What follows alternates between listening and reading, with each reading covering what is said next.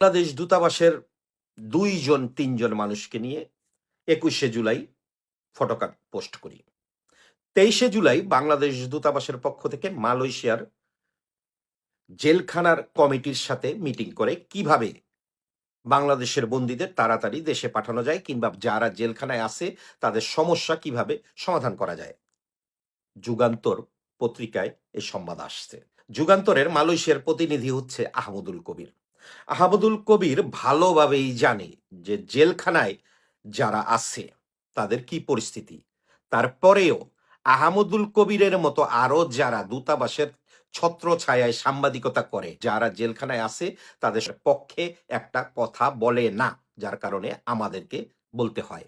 গত ১ মাসে মালয়েশিয়া বাংলাদেশ হাইকমিশনকে নিয়ে আমরা প্রায় ১০ থেকে ১২টা পোস্ট করি পিডব্লিউর পেজে, এবং যেখান থেকে বাংলাদেশ হাই কমিশনার থেকে শুরু করে সেখানে যারা চাকরি করে সবাই নড়ে চড়ে বসে।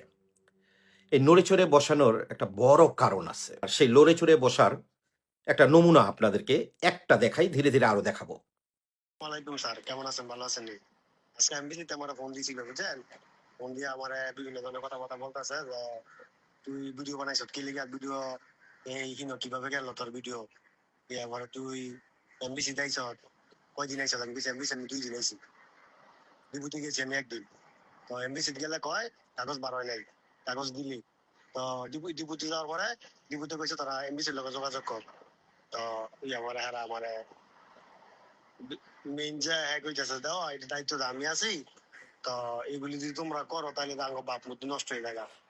ওকে, এতটুকুই, ভয়েসটা আরো বড়। আমি এখানে বলতে চাই যে কেন বাংলাদেশ দূতাবাসের জন্য আমাদের ভিডিও তৈরি করতে হয়, পোস্ট করতে হয়, শুধুমাত্র এই কারণে। বাংলাদেশের অনেক মানুষ যারা বিভিন্ন জেলখানায় বন্দী আছে এবং বাংলাদেশ দূতাবাসের অবহেলার কারণে তারা বাংলাদেশে যেতে পারতেছে না। যেমনটা এই লোক, এমন আরো ৪-৫ জনের ভয়েস আমি আপনাদেরকে শোনাতে পারবো। আরো ৪-৫ জনের আমাদের কাছে আছে। এই মানুষগুলি বাংলাদেশ দূতাবাসের কাছে গেছে, ক্যাম্পে গেছে। ক্যাম্পে গেলে বলে বাংলাদেশ দূতাবাসের কাছে যাও, বাংলাদেশ দূতাবাসের কাছে গেলে বলে ক্যাম্পে যাও।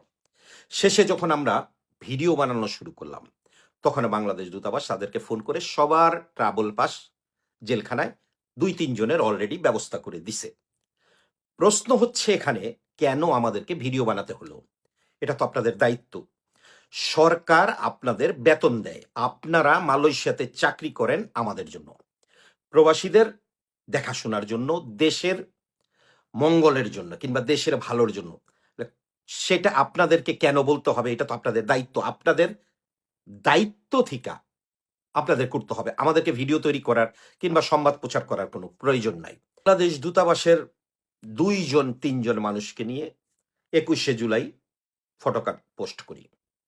২৩শে জুলাই বাংলাদেশ দূতাবাসের পক্ষ থেকে মালয়েশিয়ার জেলখানার কমিটির সাথে মিটিং করে কিভাবে বাংলাদেশের বন্দীদের তাড়াতাড়ি দেশে পাঠানো যায় কিংবা যারা জেলখানায় আছে তাদের সমস্যা কিভাবে সমাধান করা যায়। যুগান্তর পত্রিকায় এই সংবাদ আসছে।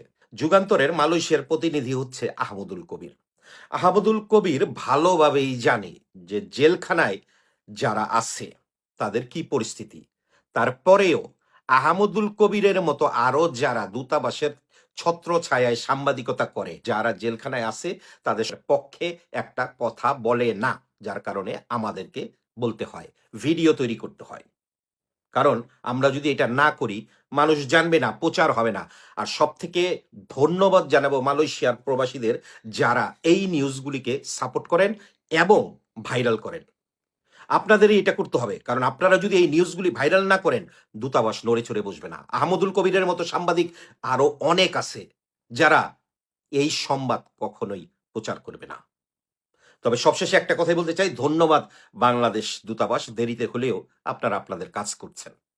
ভালো থাকবেন।